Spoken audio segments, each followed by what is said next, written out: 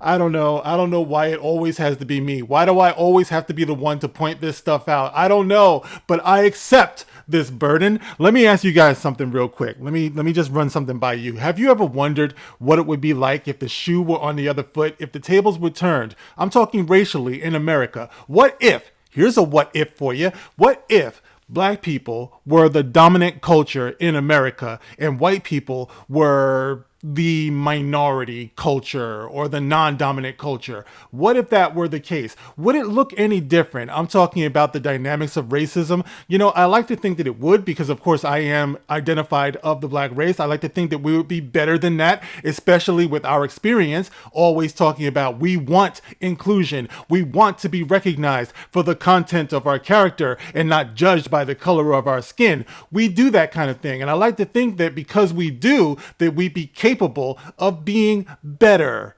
than an insecure people who can only feel good about ourselves by subjugating another people. But time and time and time again, it is proven that all too often that is not the case, guys. And I want to talk about this. This is the gospel according to Mark with a C. He is I and I am he. Just taking some time to tell you exactly what's on my mind. Thank you for joining me once again, my friends. Hope all is well with you in this new year.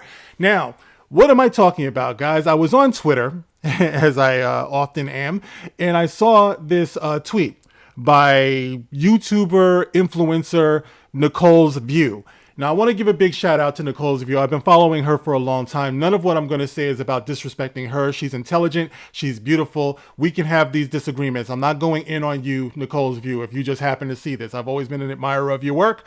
But I want to read something that I saw here, and it regards the ongoing debate and a little bit of a controversy, I guess you would say, that's been going on in hip hop. You know, hip hop has had a 50th anniversary, so it's making the news a lot. And recently, Dr. Umar Johnson, Pan-Africanist, outspoken child psychologist, school builder, activist, Dr. Umar Johnson had some words to say about Eminem and his standing in hip hop. Now, he says, Dr. Umar says, that Eminem can never be considered the GOAT. And I'm not talking about the farm animal. I'm talking about the greatest of all time. This is something that I believe LL Cool J came up with years back.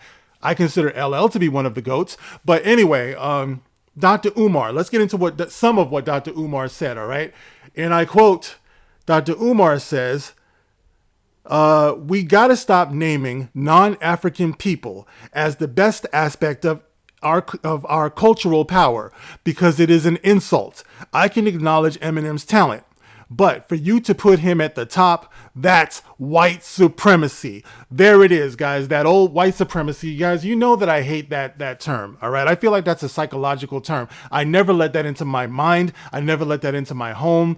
I don't let my son talk about such a thing. White supremacy just sounds messed up. It just sounds like something that is self-defeating for you to accept into your consciousness. But anyway, for some reason, Dr. Umar Johnson believes that acknowledging Eminem as one of the greatest of all time is an insult to black people everywhere, an insult to black culture, he says. And before I get into how I feel about this, okay, let me just tell you what got me started here. Because like I said, I saw this on Nicole's Views tweet, and she goes on to say, I might not agree with everything Dr. Umar says, but I got his overall point. Just think of all the things to challenge him on. Debating about Eminem's status in hip hop culture is their main concern. This old boot-looking mentality needs to die and should have died years ago. Who would have thought all these decades later that this is the hill that these AARP receiving rappers want to die on? Why is this even a discussion? AARP receiving rappers. Wow. What she's talking about is veteran hip-hop personality Ed Lover of Ed Lover and Dr. Dre fame. You might remember them from Yo MTV Raps. Ed Lover weighed in on this, where he said that Dr. Umar is out of line by questioning Eminem's position as one of the greatest of all time in hip hop, because in hip hop culture, we recognize the talent and the skill of the MC over necessarily the color of the MC. Now, Ed Lover actually questioned Dr. Umar's credentials. That's not something that I agree with, but Ed Lover said in part, "Where did you get your doctorate?" he asked, regarding the motivational speaker certification. What makes you a doctor? And then, where did you come from? And what makes you an authority on hip hop? Now, Eminem don't need Dr. Umar to tell him he's one of the greatest of all time, because we've already said it. Hip hop is for everybody. Hip hop might have been created by black people, but the love of music, melodies, and rhymes have spread all over this world. Now, of course, that part of the statement is right. Questioning Dr. Umar's credentials, I don't know if that's the smartest thing in the world. After all, I've always respected Dr. Umar on the level that he is an accomplished child psychologist. I know that I've listened to a few of his lectures regarding that, because that helped inform me about certain choices that I had to make regarding my son with his education. So I've always respected Dr. Umar on that level. I don't agree with Dr. Umar, what he's saying here now. It just sounds very, very insecure, if you ask me. You know, it's like hip hop is a very interesting form of expression, because I've always said this, that what I love the most about hip hop is that, as far as I know, it is one of the first forms of expression that black men have a dominant voice on. Like, it's pure, it's raw. We get to tell you how we feel. It could be ugly, it's true, but I've always respected that about it. That, you know, there's nothing like Nas says, all you need is one mic, you know, a pen and a paper.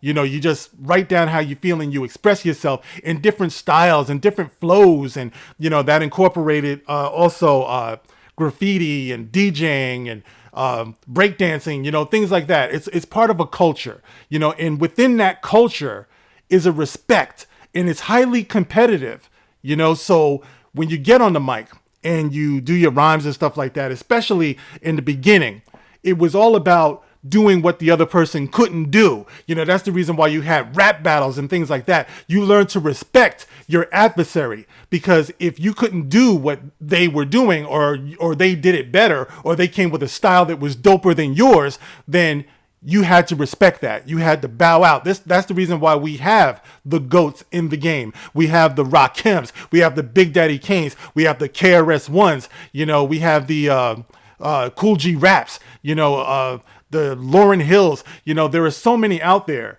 that I have such great respect for over the years, you know, and it's not wrong to acknowledge these people as the greatest, as some of the greatest of all times. LL Cool J is one of them. Like I said before, there were so many of them.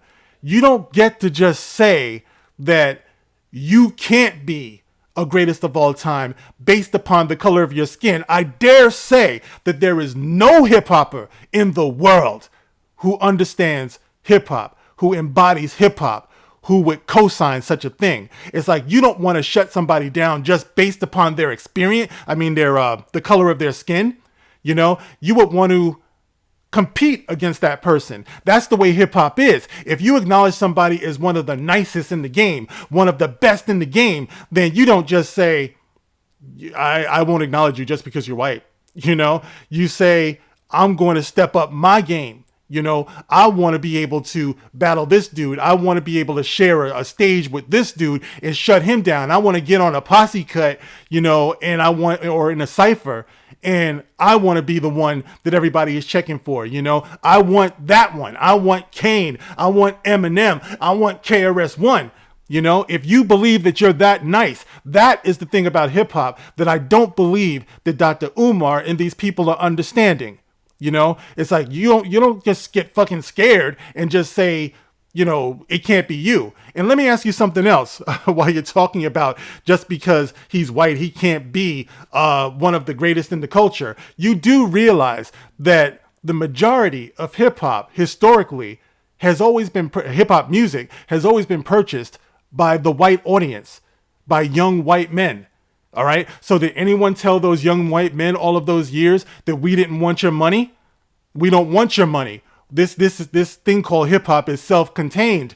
When we went to record companies, did we not sign on the dotted line for the white guys, for the Jewish guys, and say, we're going to sell you our lyrics, we're going to sell you our skills? You know, no, we didn't. We accepted, we embraced them then, didn't we?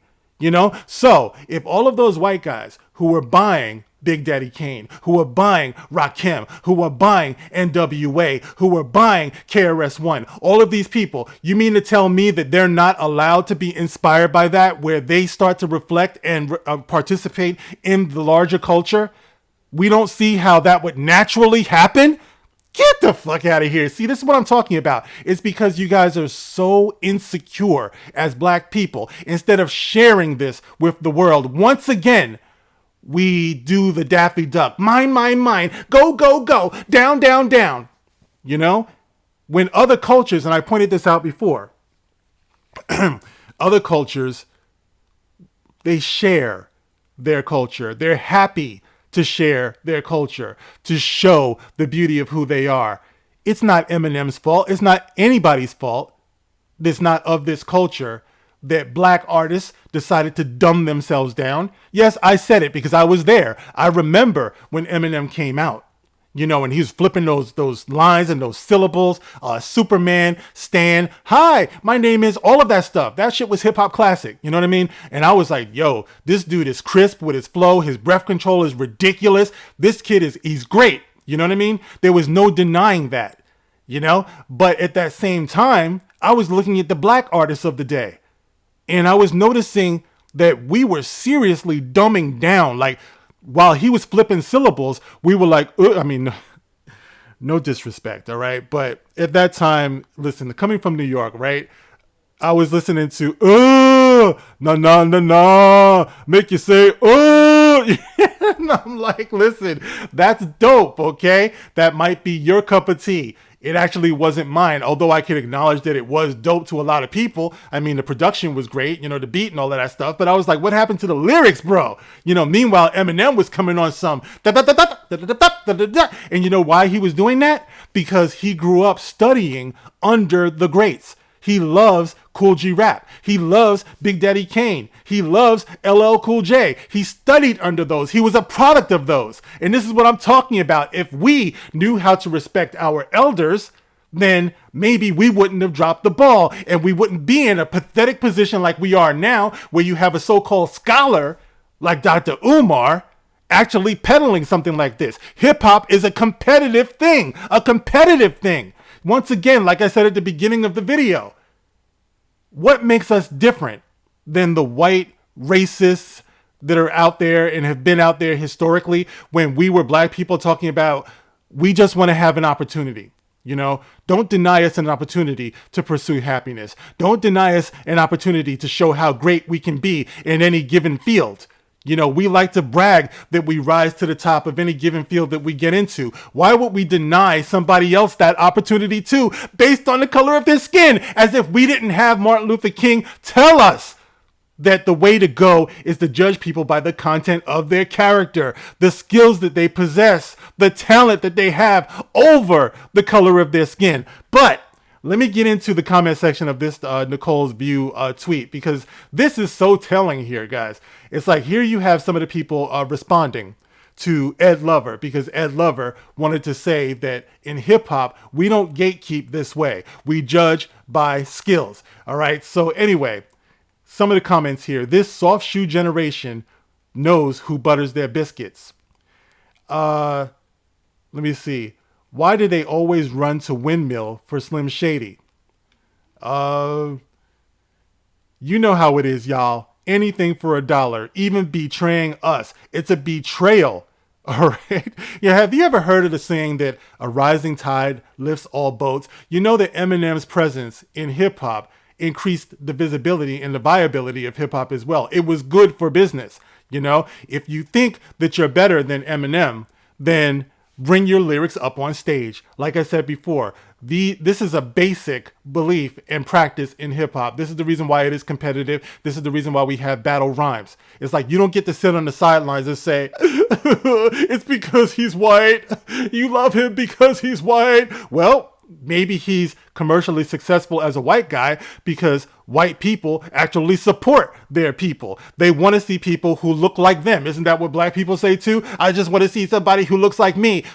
Most people would, right? So why wouldn't white people love to see someone who looks like them rocking actual good rhymes? They've been buying it all of these years. Why not?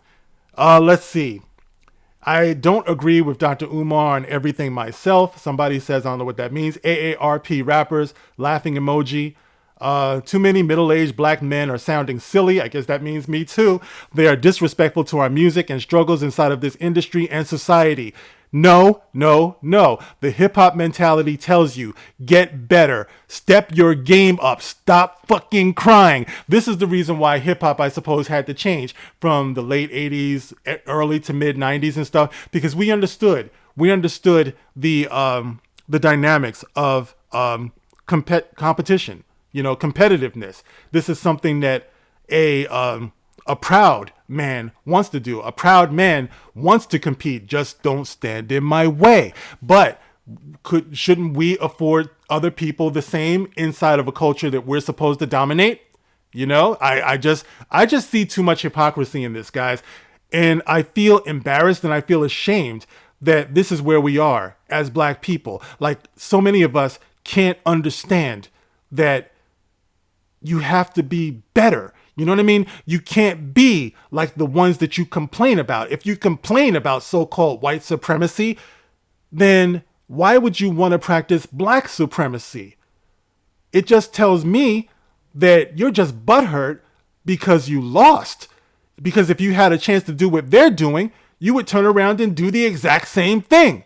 It's like, let other men shine regardless. Let other women shine regardless. Let them do what it is that they do. We can all be better for it. The same way that Eminem learned his skill watching G-Rap and watching Kane and watching KRS-One and watching L. Why would we deny a younger generation the opportunity to do the same? If Eminem is lifting the culture in lyrical ability and things like that, you don't think that he could inspire a younger generation of hip hop artists, including black men and women, young men and women? You know what I mean? That short-sightedness is what kills me. Even worse, the hypocrisy is what kills me. So anyway, Dr. Umar, if you ever happen to watch this, all right, and all of these people who feel this way, it's out of love and respect that I tell you that you're speaking on a culture that you don't understand. If black people are truly the dominant force in this culture, then prove it, prove it. But it's a very individual type thing, That's the reason why we have GOATs in the game, the greatest of all time. It can't just be one, because there are too many criteria here. This person might have the lyrics. This person here might have the delivery. This person here might have the lyrical content, So it's too many different variables there. But absolutely, positively, there should not be this type of gatekeeping based upon race. But guys, you can get in the comment section and let me know how you feel about Dr. Umar's comments, about this whole debate, guys. What do you think about this? I mean, I have never bought an Eminem record in my life, even though I respect his lyrical ability and things like that. But I do recognize that he is a superior lyricist, and if you go against that, you're just proving yourself to be insecure. And I think that's pathetic. But guys, it's your turn to tell me how you feel about it. You can get in the comment section. As always, you can like, you can share, you can subscribe. I thank you guys for listening. I thank you for your super thanks. And I wish everyone all the best in this new year, guys. I'll check you on the next one. This is The Gospel According to Mark with a C. Rock on.